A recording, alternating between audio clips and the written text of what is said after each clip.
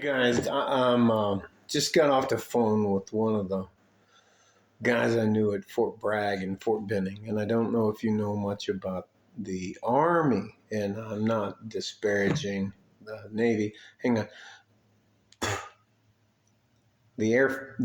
Chair Force, Chair Force. Did I say Chair Force? The Air Force.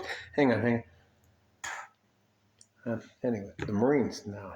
We like the fucking Marines. The Marines fucking. The Marines don't fuck man. We love those guys. Force Recon. I can't fucking tell you. All right. Listen, I get to the fucking point. So I'm on there. His name is Clemens, and fucking, I don't care. He probably dead by now. His name is Gerald Clemens. He's the guy. That was my first supervisor when I got to the 36 COD in Corzo, Panama, and he got in trouble for running his dog so much because he was trying to train for Delta Force.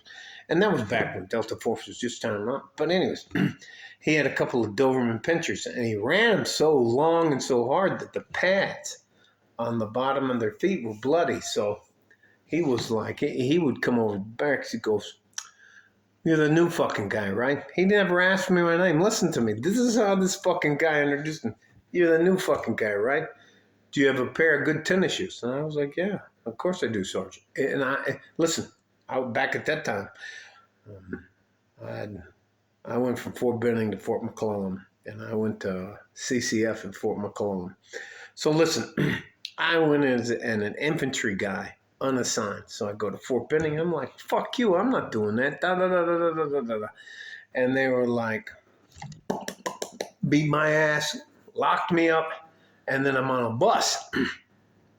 I don't know if you've ever had your hands in back of you, but I'm gonna give you the key to everything. So they got you locked up, and your wrists are in back of you. Or what you do is you sit back and you hunch your butt forward so the hands beneath you.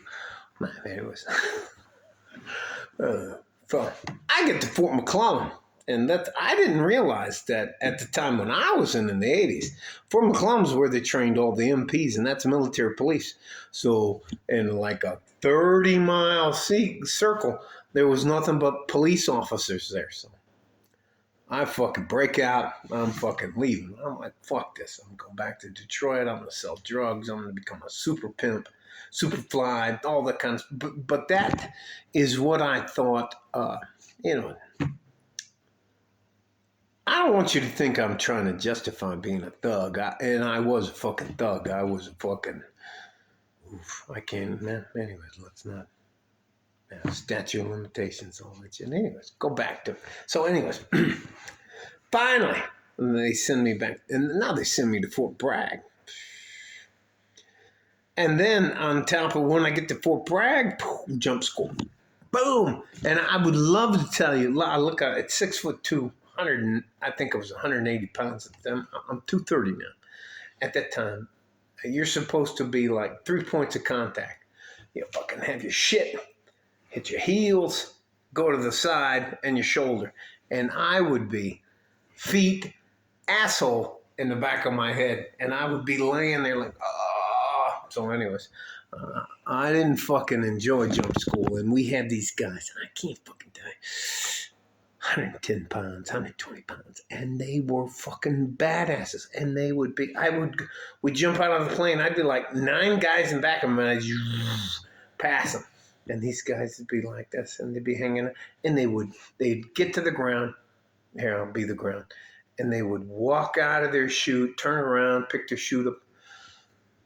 I call them water bugs, because it just, and I'd be over there like, oh, "Hey, Sergeant, can I help you?" "Yeah, motherfucker, anyway. So anyways, I get through all this stuff, and all of a sudden, they fucking hit the Twin Towers. And it's on like fucking Donkey Kong. I was rolling around in Central South America. Y también yo hablar bastante español, pero no preocupa. Yo entiendo cuando tú voy por país, por país, palabras cambiar. Aquí en México, como yo cerca de la frontera, es hola, que tal, no, hola, que ondo, güey. Pero en Centro y Sudamérica, it is, ¿qué tal? ¿Qué tal, guapín? ¿Qué tal? Anyways, all that to say this, and look, I've lived a lot of different lives. So, anyways, so I'm bumping around in Central and South America. Now we're going to a big boy war, and we didn't. In Central and South America, it was we would do stuff like this, and that guy would just fucking disappear. It's called a rendition, and I'm gonna shut the fuck up about that because I was told that's illegal. And I can tell you that nobody is kept at a oil derrick that's not working anymore. That's a prison now. Anyway, look, if all right, I'll just fucking say it. If we snatch you, let me tell you something. We would snatch you. Boom, bag on your head, zip tied, fucking boom, boom, boom. I'm fucking, man, cutting clothes off you. Boom. Next thing we know, we're putting a fucking adult diaper on you, and a lot of guys piss on themselves, and that's okay. We didn't mind. I had gloves on, all that kind of stuff. And if you cause problems, you're getting tased, and we're gonna fucking what we call tune you up. So, anyways, you comply, and we'll take you to the plane, and then you're gone, or a helicopter, or a boat, and you're gone. You don't exist anymore. So, anyways, let me move on. So, anyways, I'm bumping around Central South America, and I think that I am a Tier 1 soldier. And I'm not, actually. I'm a Tier 3 soldier. I'm not combat support, but I'm combat service support. So, I'm the guy when they run into something, SEALs and all those other guys, Delta Force and all those guys, they're like, hey, bring that... what the fuck is his name? You don't remember his name? That EOD dick. Bring that EOD dick up here. Look, boom. Look. Anyways, I'm fucking man. So then, all of a sudden, this guy, Saddam Hussein, decides to change all of our lives. And we're down here in Central and South America, having a great time, bumping around, doing what we got to do, and all of a sudden, I'm in the fucking Middle East. And there's fucking tanks. I don't know if you know much about fucking jungle warfare, but I went from the 36 being sliced out of the 36th EOD at the Corzal, Panama, to assigned to 37 mechanized infantry, and those are Bradley vehicles. And then we're all 369. That's the fucking dudes who fucking took on the Republican. Anyways, not fucking matter. And nobody likes me. Nobody wants me around there. And they called what they called each other. They called them DICKs, D-I-C-K-S, Dedicated Infantry Combat Killers. So that wasn't an insult to call a guy dick, because it was a man. So, anyways, we get there, and Operation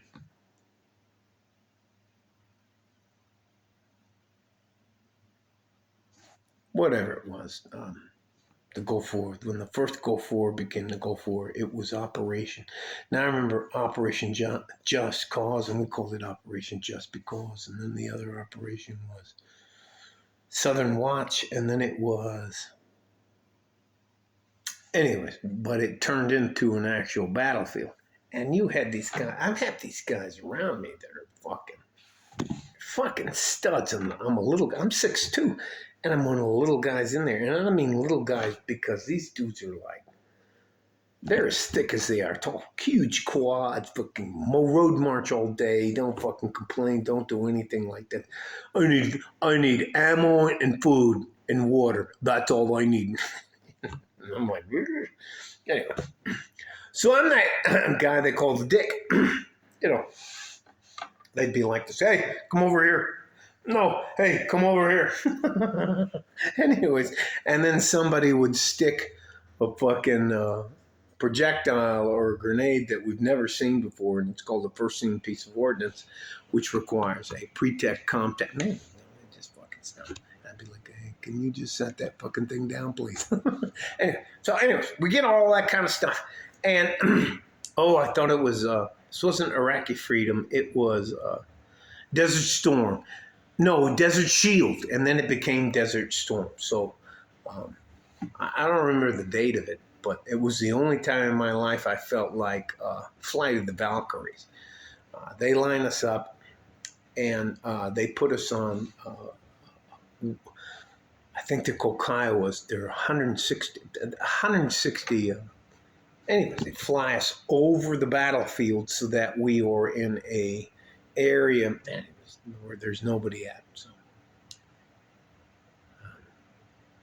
And then Desert Shield becomes Desert Storm.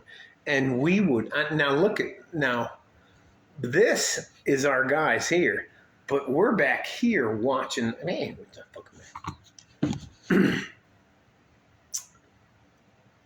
All that to say this. We get shelled for the very first time. And I'm with Tier 1 Alpha guys. I mean, we get fucking shelled. And I mean, we get fucking shelled. And I think a lot of it was from the U.S. side. Because they didn't know where we were at. Because we were classified. Classified can get you fucked up. Anyway. Unless you're the only game in town. But other than that, you can get you fucked up when you deal with the regular army. And the regular army, it's got some fucking massive firepower. I remember popping up, looking across the field, and all you could see were vehicles. And they weren't all tanks and that kind of stuff. M113s, which is personnel carrier, or Bradley's M2, or shared. They would just fucking, it just looked like a sea of vehicles was coming towards us. Anyway. So we get shelled. And these guys that are fucking ninja badasses. I don't know if you've ever been shelled. I mean, where they drop explosive rounds on you and they're trying to fucking kill you. But I would say at least 80% of the guys, they piss and shit on themselves. And we had a couple guys. We had the White Debo, who came out of the 82nd Airborne Division. He snapped. And he just was sitting there. Couldn't come out of the way. And they took him away. Anyway. All that to say this. War is a fucking scam. Don't get involved in it. You know what? I'm sorry. That's just a war story. Love you guys.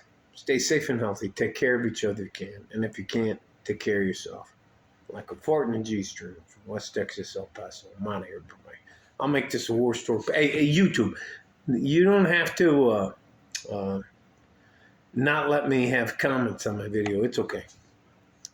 I'm not trying to go to war with you. Love you guys. Like a fart in a G-string. I'm out of here. Bye-bye.